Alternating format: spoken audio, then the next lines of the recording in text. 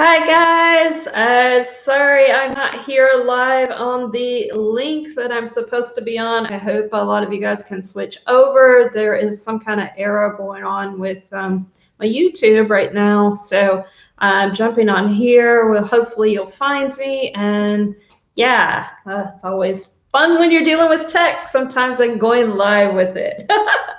Anyway. Today, we are going to be talking about how you can still get seen if you don't have an audience yet. Whether you're a new user or you're wanting to actually just get in front of new people, you just want to bring new lifeblood into your audience, stir up more excitement, that kind of stuff. So I am going to tell you how you're able to use other people's audience to increase your visibility. Hi, I'm Heidi from Talk to Heidi, a 25 plus year business owner and visibility coach, and I do all things to help you get visible. Sometimes we have tech problems when we're getting visible, but that's part of the game. So I'm going to jump right in here now and start talking about I actually have 7 reasons and ways you can use other people's audiences to help increase your visibility. And number 1 is you want to increase the amount of engagement you're doing on other people's content. Yeah, you got to get out there and start those conversations, guys. It's so freaking important, especially when you don't have an audience. One of the best ways to help people see you is you start showing up into the comments on other people's content. I tend to recommend that you start jumping into people that are like have big followers, big amounts of networks already, that kind of stuff, and just get down in the comments. If somebody made something that interests you that you can answer or you can add to the conversation, then get in there. Or add your own comments, then thought-provoking questions, things like that, to get people talking to you.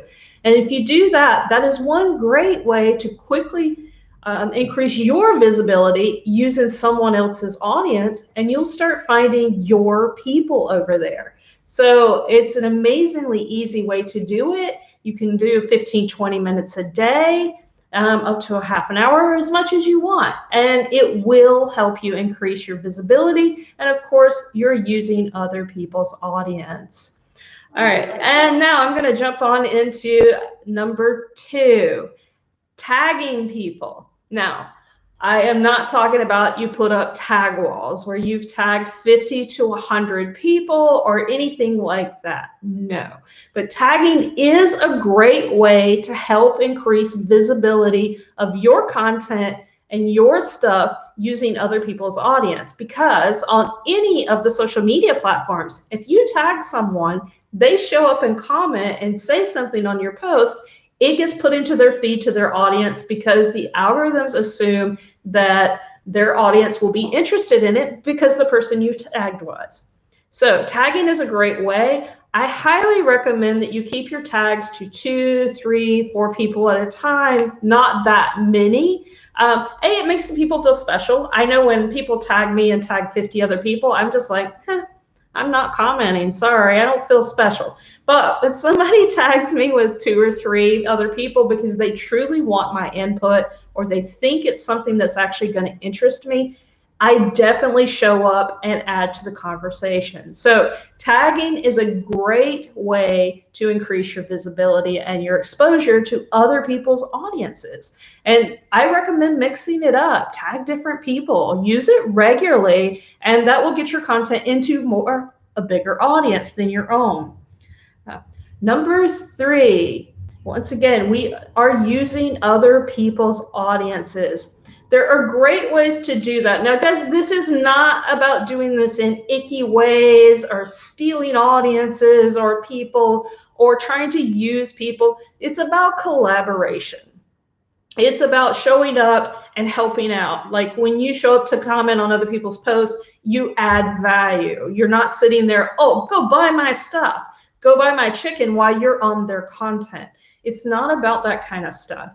So when you use collaboration, and especially when you're new or you're wanting to get into new blood, that's when you start offering to do guest posts. You can do guest spots on podcasts. You can show up in any way, shape, or form, like interviews, social media takeovers, anything the two of you or however many other people involved agree upon to use other people's audience. So it's a great way to massively expand your network, find your people, and use it. And this is really one of the best ways. Not all of these are really, really good, but this is one of the really good ways because you're adding so much value to their network. Like you could pitch doing a training in someone's group. If someone has a really, really large group and you want to get in front of their audience, offer to do a free training for them. Give them value. It adds value to them, to their group, because it's content they don't have to create, they don't have to come up with, and it gives them all kinds of things that are bonuses for them. And that's what it is. It has to be a win-win when you're borrowing other people's audiences. It can't be just out you getting for yourself. You have to be giving something for them. And so when you have the intentions of making it a win-win so that both of you win, you can still increase your visibility. You can still borrow those audiences, and you can still expand massively the amount of your reach. And this is a really, really great way either to get in front of new people if you've already got a network built and you want to bring in spice it up a little, new faces you haven't seen, that kind of stuff. Or if your brand's spanking new, you haven't had time to build a network, get out there and find ways to borrow other people's networks and audiences. Their communities can help you build your communities, but do, like I say, make sure it's a win-win for everybody. So number 4, another great way to do it is to start talking about current events. Yes, current events work, especially if it's even something of a really, really hot topic of the moment. If you can find a way, whether you've got an opinion on it or work it into your content so that it gets mentioned, the algorithms, because it's current events, are more apt to pick it up and show it to more people immediately because it's what people are talking about. And also because it's what people are talking about, people are also more apt to stop on it if they scroll through and it was in their feed, because they want to see what your opinions, what you had to say about it, why it came up, and all of that kind of stuff. So current events work really well for getting you seen without having an audience as well. Highly recommend using, and guys, these are tips, even if you do have a great audience, for continuing to build your communities. So don't think this is just for beginners. This is also, I mean, you have to constantly be bringing new people in to your community so that you can continue selling or building your personal brands or anything like that. So it's very important. And these are great ways for you to increase your networks. I'm actually using several of these right now to expand my networks and my reach. So it helps you get highly seen quickly above the noise, that kind of stuff, so much faster. Which brings me to number 5. Now this one can bite you in the ass if you aren't careful. Controversial topics. Guys, I'm not saying go out there and post. If anything, we've seen a lot of controversial topics over the last few years in the media, things like that. But I'm not talking about that kind of controversy. We're not talking about the drama, that kind of things. But if you have strong opinions about something in your industry that you think other people are doing wrong, or you think you do it better, or, I mean, if you really want to get into some of those more religion or politics and government and things like that, then fine, that's up to you. But any of those topics you feel highly passionate about and feel like you can add to, and you know you have a controversial opinion, put it out there, because that is one great way to get people talking to you and attract the right people to you. Because the whole goal of this is you don't want to be attached to everyone anyway. You don't want to work with everyone. You don't want to be friends with everyone. There's this whole thing. So when you're putting out controversial topics, things like that, you're actually repelling the people that you don't like. Or if they show up to comment, it's going to get your content seen that much more, because the more engagement on your content, the better. Now, this isn't about creating icky drama or anything like that. This is just about using a strong opinion, a strong idea that isn't the norm, and that you get people talking. Because the more you can get people talking on it, of course, the more the algorithms are going to pick it up. So whether it's people that actually your content repels, but they can't help themselves and comment anyway, it's a great thing because it's more engagement, as well as it will start attracting the people that are interested in just you, which is a really, really good thing, because this cancels out all the people that aren't interested in you, and you'll start building your communities out of the right people. And the right people are who you're looking for. They're your ideal clients. They're the people you want to attract. They're the peers you enjoy, the people you want to be friends and have support with, that kind of stuff. So controversial topics is a great way to get you launched when you don't have an audience. So don't be afraid to use them. Just be aware to protect yourself and have some self-care ideas in place when you do a controversial topic, because sometimes people get pretty mean. They get pretty ugly. So you have to have some settings set up to yourself that you don't intake that, and that you're aware, hey, I am putting out a controversial topic. I'm making this decision. And as a result, I have to be aware that there are going to be people that disagree with me, that may potentially say things that are ugly. And guys, if it gets too much out of hand, that's what the block button's for. That's what the report options are for. Use them. Don't be afraid to block people and get them out of it quickly. Don't be afraid to delete comments that go above and beyond.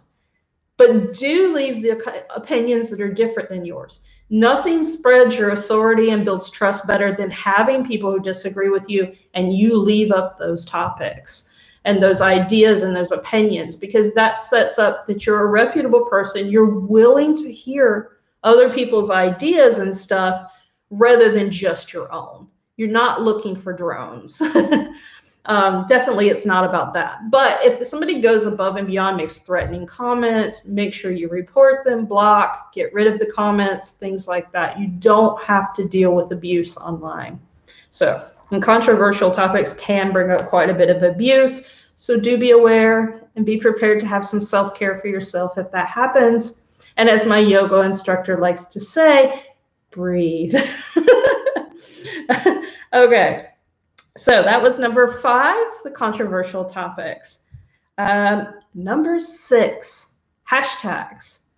Hashtags are such a powerful tool to use in any situation. And this is actually going to combine with number 7, which is keywords, because hashtags are keywords as well. And they kind of work very, very similarly.